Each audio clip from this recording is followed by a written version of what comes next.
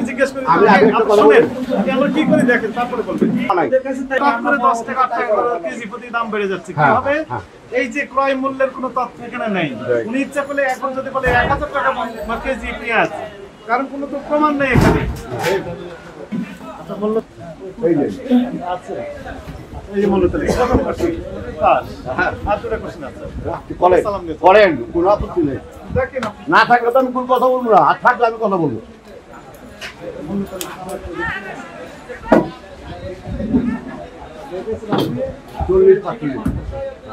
পেঁয়াজগুলো আপনি নিজে কিনেছেন না কেউ আড়তটা দিয়েছে মানে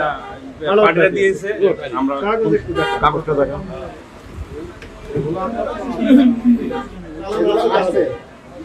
এটা কি মাল দিছে জানা তা এটা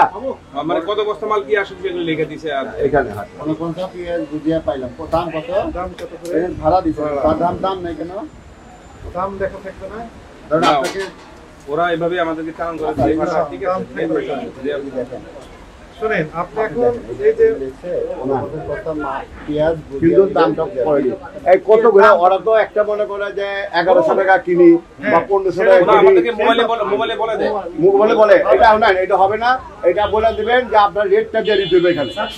না হলে পরবর্তী কোনো আর ক্ষমা নাই তারপরে 10 টাকা 8 টাকা কেজি প্রতি দাম বেড়ে যাচ্ছে কি হবে এই যে ক্রয় মূল্যের কোনো তথ্য এখানে নাই উনি ইচ্ছা করলে এখন যদি বলে 1000 টাকা কেজি পেঁয়াজ কারণ কোনো তো প্রমাণ নেই এখানে কথা বুঝেছেন হঠাৎ করে দাম বাড়িয়ে দিচ্ছে কেন কারণ হচ্ছে ক্রয় মূল্যের কোনো ইনফরমেশন এখানে ঠিক আছে আমি একটা এটা একটু কথা বলি এটা জানেন আপনি মানে একটা কথা আমি আপনাকে জানাই দিই আসলে কোনো ইনফরমেশন দরকার আছে আপনি মনে যে ব্যাপারগুলো মানে ওরাই কিন্তু রেটটা বলে আমরা যদি কম বিক্রি করি আমাদের মাল দেয় আমরা কি করবো আমরা আমি বলি ব্যবসা করবেন এখানে সত্যি বললাম এই কথা ক্রয় মূল্য যদি থাকতো তাহলে আমাদের কৃষি বিপণন আইন এই আইনে বলা হয়েছে উনি কত টাকা লাভ করতে পারবেন তো আমরা ক্যালকুলেট করে দেখলাম যে ভিতরে আছে সমস্যা নেই আপনি নিয়মের ভিতর থেকেই ব্যবসা করেন কিন্তু দেখেন এটা অনিয়মটা করে ফেলেছেন আমার ডাকলো আমি ডাকলো পাবো না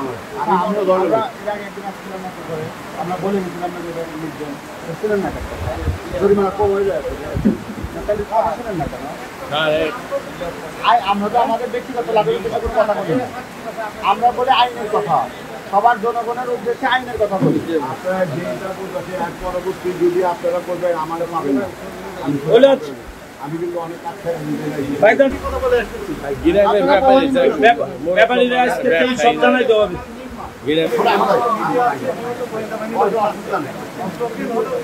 অসুবিধা নেই ভাই আমার কথা অসুবিধা নাই আবার কথা বুঝেন যে এইভাবে কথা কাজ করবো বা ফিরবো না ওখানে ব্যবসা করবো পারে না ব্যবসা অনেক না না ব্যবসা এটা পরে লাভ হয় আর লাভ করেন আমরা কমিশন খাই কমিশন খাই আমরা তো বলি না যে আপনি লাভ করেন আমি বলতেছি যে আপনারা কমিশন খান আমরা 100% টাকাটা দিব কি কমিশনটা যে খান কমিশন বিক্রি করে ঠিক আছে কিন্তু আইন মেনে দেবে ব্যবসা করতে ঠিক আছে আইনের ভিতরে যে ব্যবসাটা করতে আমার বলতে আমি করবো কিন্তু আমার মধ্যে যারা ব্যাপারী আছে আপনারা ওই যারা জায়গা কেন বারবার বলতে এইটা আপনি সভাপতি আপনি একটা কথা বলছেন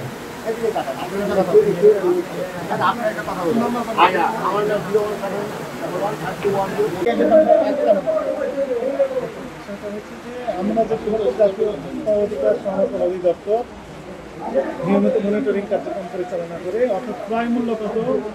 বিক্রয় মূল্য কত তার লাভের অংশ কত এখানে কোনো কারচুপি হচ্ছে কিনা সেই বিষয়গুলো মূলত মনিটরিং করে থাকে এবং যদি কোনো রকমের ব্যত্যয় হয় সেই ক্ষেত্রে আইনগত যে ব্যবস্থা আছে এটি নেওয়া হয় তো আমরা এখানে এসে যেটি দেখলাম যে আমরা বারবার ইতিপূর্বে আমরা জানিয়ে দিয়েছি এখানে সভাপতি মহোদয় আছেন এবং এখানকার নেতৃবৃন্দ যারা ছিলেন ইতিপূর্বে তাদেরকে জানিয়ে দিয়েছি যে যেখান থেকে ক্রয় করেছেন অথবা যে আড়তদার বিক্রয় করার জন্য দিয়েছেন তাদের ক্যাশ মেমো রাখবেন এবং যার কাছে বিক্রয় করা হলো পণ্য অবশ্যই পাকা ক্যাশ মেমো দিতে হবে একই সাথে মূল্য তালিকা সুন্দরভাবে টাঙিয়ে রাখতে হবে যেন সহজে দৃশ্যমান স্থানে এটি দেখা যায় এখানে এসে যেটা আমরা দেখলাম যে যেখান থেকে কিনেছেন অথবা যিনি বিক্রয় করতে দিয়েছেন পেঁয়াজ পাকা ক্যাশ মেমো নেই হয়তো 30 থেকে 35 বস্তার টাকা ক্যাশ মেমো দেখাতে পারছে, বাকি 200, 250, 300 বস্তার কোনো রেকর্ড নেই। আবার একই হাতের লেখা, একই প্যাড, ওষুধের যে প্যাডগুলো থাকে সেই প্যাডে লেখা, একই হাতের লেখা, তারিখ আলাদা, বাজারের নাম আলাদা, ওনারা দেখাচ্ছেন কাগজ। এগুলো অ্যাকসেপ্টেবল হবে না, এগুলো অনেকটা প্রতারণার শামিল। অর্থাৎ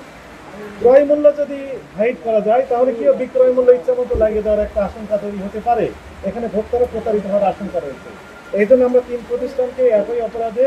জরিমানার আরোপ করেছি এবং এখানে সভাপতি মহোদয় দায়িত্ব নিয়েছেন যে উনি আজকেই তাদের সকলকে নোটিশ জারি করবেন।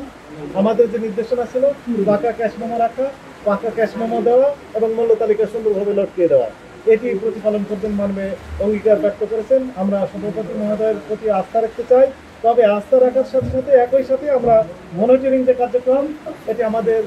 হায়ার অথরিটি আমাদের নির্দেশ দিয়েছেন, তাহলে আমরা মনিটরিং কার্যক্রম চালিয়ে যাবো। যেটা জানতে চাচ্ছিলাম, দামটা কেন বাড়ছে? তার মানে অতিরিক্ত মজুত করে দাম বাড়ানোর কোনো